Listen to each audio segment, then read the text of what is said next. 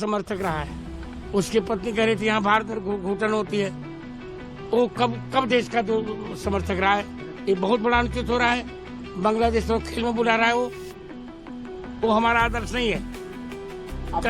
कह दिया राम की तुलना भी कांग्रेस के नेता राहुल गांधी से कर रहे हैं। दुर्भाग्य है।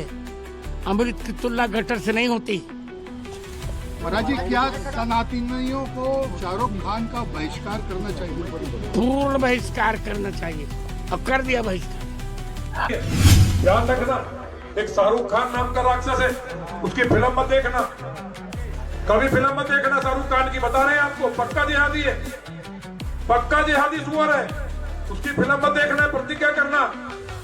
मुझे नहीं कहना चाहिए जागरण में ये बात, लेकिन उसने बांग्लादेश में हमारी सैकड़ों बेटियों के बलात्कार कर दिए गए, उनको काट दिया गया। अभी कितनी बेटियों के बलात्कार हुए, कितने भाइयों को काट दिया गया।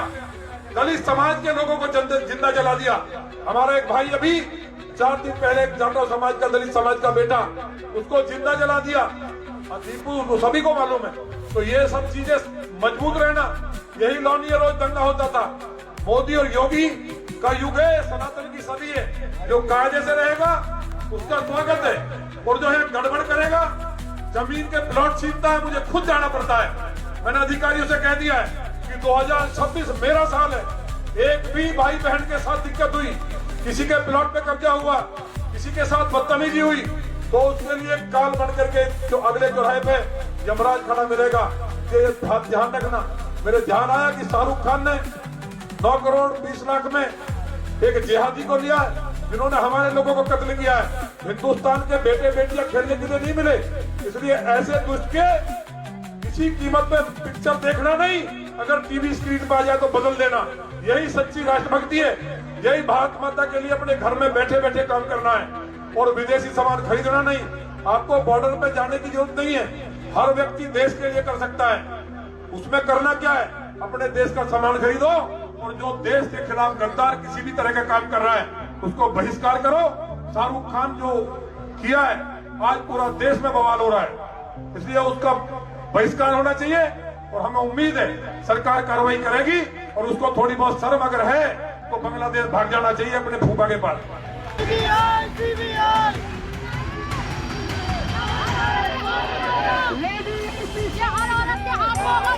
भाजपा का धर्मी नेता है, बाहर आ जाओ, सर्विस ना दूंगी तुम्हें। जय श्री राम, जय श्री राम, जय श्री राम, जय श्री राम, जय श्री राम, जय श्री राम, जय श्री राम, जय श्री राम, जय श्री राम। बांग्लादेशी मुल्लों को, बांग्लादेशी मुल्लों को, बांग्लादेशी मुल्लों को।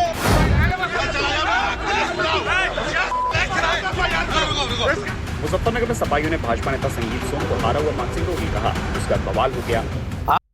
मेरी बात सुने। नेटवर्क टीवी पर आपने कहा the use of the word घंटा इज इनअप्रोप्रिएट। मैं क्या आप मुझे बताइए, मैं वैसे हिंदी व्याकरण मेरी अच्छी नहीं है, मगर वही शब्द घंटा का प्रयोग आपके मंत्री महोदय ने किया जब किसी चैनल के रिपोर्टर ने उनको पूछा। नगर निगम द्वारा आम नागरिकों को सूचित किया जाता है कि वर्तमान में कुछ क्षेत्रों में पेयजल के दूषित होने की संभावना पाई गई है। तुम्हाला माहिती, माझ्यावर 70,000 कोटीचा भ्रष्टाचाराचा होता झाला ना। ज्यांनी केलं त्या सगळ्यांसमोर सरकारमध्ये आहे ना। नमस्कार, मैं हूं जगत सिंह अवाना और आप देख रहे सरेंडर टाइम्स। दोस्तों, सुप्रीम कोर्ट न्याय कर रहा है, मीडिया सवाल पूछ रहा है, मीडिया जाग रहा है, धीरे धीरे जाग रहा है। रायसीना हिल भी खुश है, क्योंकि उसके किसी भी कार्यक्रम में जिसमें आजकल बहस आप सुन रहे हैं, प्रधानमंत्री और गृह मंत्री का नाम नहीं है। इससे रायसीना हिल भी खुश है। लोकतंत्र जिंदा है, मीडिया सवाल कर रहा है, लोकतंत्र जिंदा है, सुप्रीम कोर्ट फैसला कर रहा है, लोकतंत्र जिंदा है, जो अपना अधिकारी लोग हैं वो अपना काम कर रहे हैं। लोकतंत्र जिंदा है कि प्रधानमंत्री के ऊपर कोई उंगली नहीं उठाई जा रही। लोकतंत्र जिंदा है, जनता के सवालों से सरकार को रूबरू कराया जा रहा है, परंतु ये ऐसा अचानक क्यों हो रहा है, सोचने वाली बात है। आपको इससे पहले कि हम आज की बात की शुरुआत करें, आपको 2014 में चलना पड़ेगा। 2014 में आपने देखा निर्भया कांड हुआ, 2012 में भ्रष्टाचार में 2011 से खबरें आने शुरू हो गई कॉमनवेल्थ खेल गेम के अनुसार। उसमें 2014 और 13 के बीच में एक कांड हुआ सीएजी के विनोद राय द्वारा, 1,76,000 करोड़ का वो घोटाला 2G स्कैम। बताया गया उस समय की मीडिया ने कि सरकार ने देश के 1,76,000 करोड़ रुपए का चूना देश के लोगों को लगा दिया है। विनोद राय राज्यसभा में पहुंच गए। आज विनोद राय कहां है कोई नहीं जानता। सीएजी अपनी रिपोर्ट आज भी दे रही है, परंतु उस पर सवाल नहीं उठ रहा है। सवाल उस समय मीडिया उठा रहा था, सवाल आज भी मीडिया उठा रहा है। सवाल मीडिया के जो सवाल है वो विपक्ष से है। प्रधानमंत्री का नाम नहीं आना चाहिए। विपक्ष के नेताओं को आप बुलाइए, विपक्ष के प्रवक्ताओं को आप बुलाइए, बहस करिए, परंतु अतीत अगर हमारी योजनाएं, चाहे वो प्रधानमंत्री रोजगार योजना हो या कोई भी योजना है, उसमें प्रधानमंत्री का नाम नहीं आना चाहिए और आपको विपक्ष के प्रवक्ताओं को जलील करना है।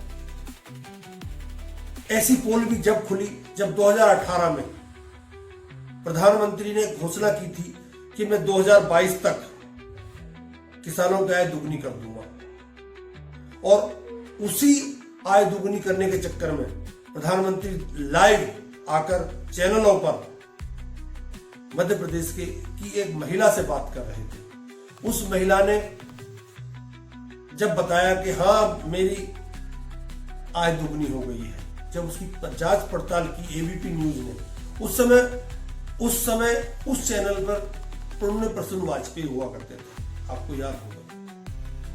उन्होंने उस महिला के पास अपने रिपोर्टर भेजे। महिला ने जो बताया, जो पंचायत सचिव था उसके माध्यम से उसे दिल्ली के कुछ लोग गए उसके पास और उन्होंने ट्रेनिंग दी कि प्रधानमंत्री जब आपसे पूछेंगे तो आपको बताना है कि दुगनी आय होगी। पोल खुल गई। महिला ने बोला, मुझसे बोला गया था। जब रिपोर्टर ने पूछा कि आय दुगनी हो गई तो उसने कहा नहीं, मुझे तो बोलने के पैसे दिए गए थे। तब 2018 का वर्ष था। उसी समय इंडियन एक्सप्रेस ने एक खबर छाप दी। तब सूचना प्रसारण मंत्री अरुण जेटली थे। अरुण जेटली को जब पता चला कि प्रधानमंत्री के खिलाफ एक खबर छप गई है, वो किसानों की आय वाली, तो इंडियन एक्सप्रेस को बुलाया गया, उससे बात की गई, उसे समझाया गया कि आप इस तरह खबर मत छापिए, और अगर आपको पत्रकारिता जिंदा रखनी है अपनी, तो आप कुछ भी के खिलाफ भी खबर छापिए, बस प्रधानमंत्री और गृह मंत्री का नाम नहीं आना चाहिए। यानी तब के अध्यक्ष, बीजेपी के अध्यक्ष अमित शाह का नाम नहीं आना चाहिए। ऐसा ही हुआ। मीडिया खबरें छापता रहा, कई मीडिया घराने खबरें छापते रहे, चाहे वो योगी आदित्यनाथ के खिलाफ हो या किसी भी नेता के खिलाफ हो, परंतु प्रधानमंत्री का नाम नहीं आया, गृह मंत्री का नाम नहीं आया। अभी सुप्रीम कोर्ट ने अरावली पर फैसला दिया। अरावली की वजह से अरावली पहाड़ है या नहीं है, एक बार सुप्रीम कोर्ट कहता है कि 100 मीटर तक पहाड़ रहेगा और 100 मीटर से नीचा है तो वो पहाड़ नहीं माना जाएगा, उस पर सुप्रीम कोर्ट रोक लगा देता है। रोक पब्लिक के दबाव में लगाई गई थी, पब्लिक सड़कों पर उतर आई थी, परंतु कहीं पर भी प्रधानमंत्री या गृह मंत्री का नाम नहीं आया था। क्या आपने देखा? दूसरी तरफ जो उन्नाव कांड हुआ, उसमें योगी आदित्यनाथ के खिलाफ खूब चैनलों में बहस हुई, इशारा था बहस करिए, परंतु प्रधानमंत्री और गृह मंत्री का नाम मत लीजिए। और आपने देखा कि मीडिया ने अपना काम किया, ऐसा दिखाया गया, और आपने ये भी देखा कि सुप्रीम कोर्ट ने भी उस पर रोक लगा दी, यानी 2 पिलर काम कर रहे हैं। इंदौर की 31 तारीख 30 तारीख की घटना, बड़ी घटना जिसमें करीब 15 लोगों की मौत हो जाती है। तमाम चैनल बहस करते हैं, तमाम चैनल बीजेपी से सवाल करते हैं, तमाम चैनल जो इसके नायक और खलनायक इंदौर के कैलाश विजयवर्गीय उससे सवाल करते हैं। वो घंटा तक का जवाब दे देता है, वो बकवास जवाब देता है, फालतू सवाल बोलता है, परंतु सवाल उसी से किया जाता है। घेरे में वही आता है, प्रधानमंत्री नहीं आते। ऐसे हालात बना दिए गए कि प्रधानमंत्री तो हीरो है, गृह मंत्री छोटे हीरो है, साइड हीरो है, इसीलिए इनका नाम नहीं आना चाहिए। 2014 में जब तमाम न्यूज़पेपर, तमाम मीडिया घराने अपने विज्ञापन से पैसा इकट्ठा करके अपने चैनल और अपने संस्थानों को चला रहे थे, उसी समय सरकार के मन में एक सवाल आया कि क्यों ना इसी के बराबर एक पैरेलल लाइन खींच दी जाए, और उस लाइन में जो रहेगा वो पैसा कमाएगा, और जो लाइन से बाहर जाएगा वो घर बैठ जाएगा, जेल जाएगा। वो लाइन थी विज्ञापनों की। क्यों ना सरकारी विज्ञापन पर ही तमाम मीडिया घरानों को डिपेंड कर दिया जाए, और ये बात चल निकली, और ये बात मीडिया को समझा दी गई कि आपको एक पैसा दिया जा रहा है। बताया जाता है कि 2500 करोड़ रुपए प्रतिवर्ष खर्च किए गए। साफ संकेत था। बीजेपी से सवाल करिए, नरेंद्र मोदी का नाम नहीं आना चाहिए, नाम आना चाहिए, अमित शाह का नाम नहीं आना चाहिए, सॉरी नरेंद्र मोदी का भी नाम नहीं आना चाहिए। ये बातें आगे बढ़ती चली जाती हैं। अभी कुछ समय पहले न्यूयॉर्क टाइम आरएसएस के बारे में बहुत उल्टी सीधी खबरें छापता है, सच्चाई छापता है। यहां बहस होती है, तमाम चैनल बहस करते हैं उस पर, आरएसएस पर, आरएसएस को खलनायक बताते हैं, परंतु उसमें भी नायक नरेंद्र दामोदर दास मोदी रहते हैं, अमित शाह को एक्टर रहते हैं। उसके अलावा राहुल गांधी जब सदन में चुनाव आयोग और चुनाव पर किस तरह घोटाला हो रहा है, किस तरह घपला हो रहा है, उस पर जब बहस करते हैं और सदन में खड़े होकर बोलते हैं कि चोरी हो रहा है, वोट चोरी हो रहा है। Be clear that you've captured the institution. I've shown the mechanism of that capture. I'm also showing you how the Election Commission is doing things that are completely out of line. I'm not getting any answers. And finally, please change the law that allows the Election Commissioner to get away with whatever he wants to do. That's all the electoral reforms you need. And I want to assure the Election Commissioner that they might be under the impression that this law lets them get away with it. और सदन में खड़े होकर बोलते हैं कि चोरी हो रहा है, वोट चोरी हो रहा है। कोई न्यूज चैनल आपको दिखाई नहीं दिया होगा कि इस पर बहस करें, या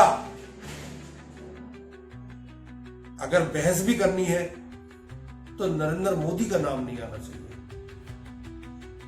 अमित शाह का नाम नहीं आना चाहिए। आपने देखा होगा मीडिया जाग रहा है, सब लोगों को लग रहा है मीडिया जाग रहा है।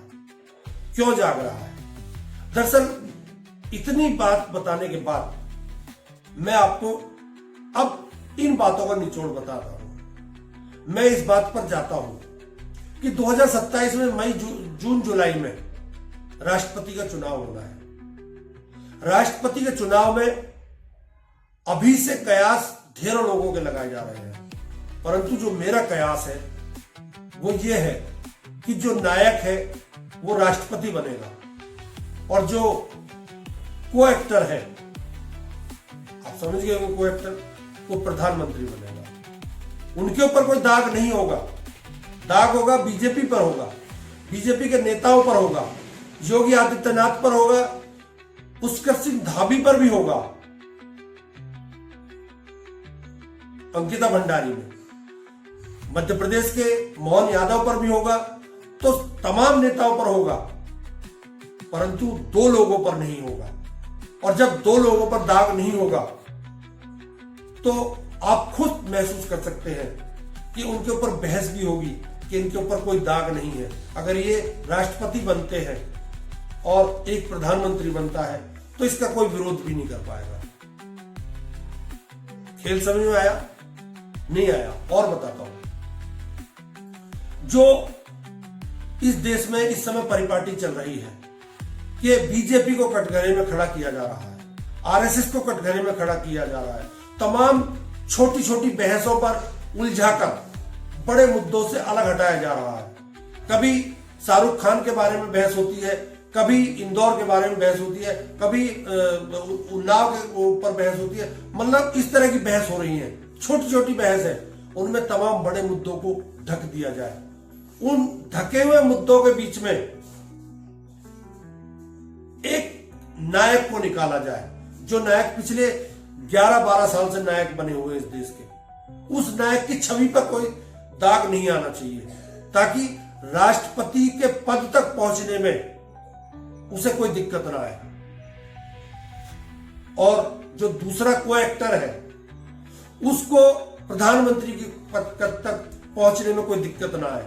और इतने दाग लगा दीजिए जो इनके विरोध में खड़े हो सकते हैं, यानी योगी अमित शाह के विरोध में खड़े हो सकते हैं, आरएसएस मोदी के विरोध में खड़ा हो सकता है, तो इन पर ऐसे इतने दाग लगा दीजिए कि ताकि ये बोल ही ना पाए। और हो सकता है आने वाले दिनों में ईडी सीबीआई भी इनकी जांच करे, ईडी सीबीआई भी इनके दरवाजे पर पहुंचना शुरू हो जाए, क्योंकि नायक को नायक ही बने रहने देना है, उसे खलनायक नहीं बनने दिया जाएगा। जो खलनायक है बीजेपी के, उनको उभारा जा रहा है। बीजेपी के खलनायक आज नायक के पीछे खड़े हुए हैं। ऐसा ना हो कल नायक खलनायक बन जाए और जो आज खलनायक है वो नायक बनकर आगे खड़े हो जाए। उस बात की संभावनाओं को खत्म करने का पूरा प्रयास किया जा रहा है, और वही कारण है कि आज मीडिया भी सवाल कर रहा है। हर सवाल में बीजेपी के नेताओं का नाम है, मोदी जी का नाम नहीं है, अमित शाह जी का नाम नहीं है। हर सवाल में आरएसएस का नाम हो सकता है और किसी भी नेता का नाम हो सकता है, परंतु 2 नेताओं का नाम नहीं होगा, क्योंकि 2 गद्दियां उन्हें हर हाल में 2027 में बदलनी ही है। क्योंकि आने वाले दिनों में अगर सरकार बदलती है 2029 में, तो कहीं जांच के दायरे में वो लोग ना आ जाए। इसीलिए प्रिविलेज लेने के लिए राष्ट्रपति की कुर्सी तक नरेंद्र मोदी का पहुंचना अत्यंत आवश्यक है। ये गांठ बांध लिए इन लोगों ने। आप इस बात पर भरोसा करो या ना करो, आपकी मर्जी, परंतु आप खुद देख लेना 2027 में जब राष्ट्रपति का चुनाव या राष्ट्रपति का नॉमिनेशन होगा, उस समय कौन आदमी राष्ट्रपति बनेगा और कौन आदमी प्रधानमंत्री बनेगा। आज नायक को बचाने के लिए तमाम मीडिया दूसरे बीजेपी के नेताओं को खलनायक बनाने पर क्यों तुला हुआ है, आप खुद सोच कर देखिए। आप अपना दिमाग लगाइए कि नायक और खलनायक आज बीजेपी में ही क्यों है। विपक्ष के खलनायक कहां गए? ढूंढने से नहीं ढूंढ रहा मीडिया घराना। सोच कर देखिए। नमस्कार, बहुत बहुत धन्यवाद।